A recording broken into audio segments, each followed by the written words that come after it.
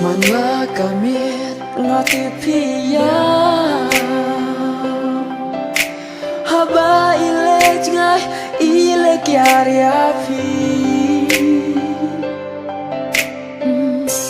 Maju yosnau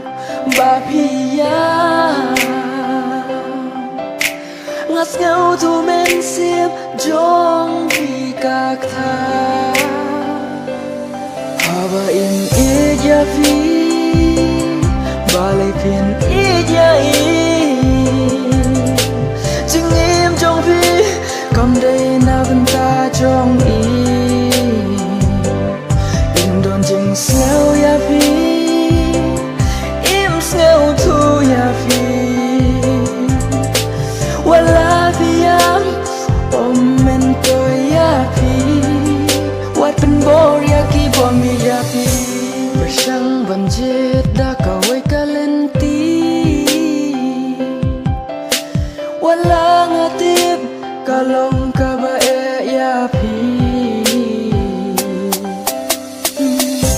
Bandau ki umat malakas ni Ngam laban ped ne banyo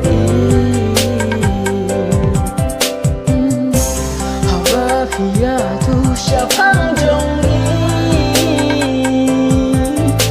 Hijau mat Rendah kuat pusat ki Hawa in ija fi Balai pin ija Jing im jong fi Kam day na benta jong Im don jing snau ya fi Snau tu ya fi Wala piyam Om mento ya fi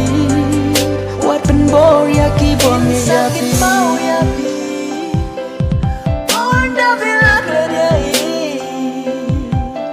Inken mau ya ka jing ye jong pi Onda vila shem Ya iba il sakit mau ya fi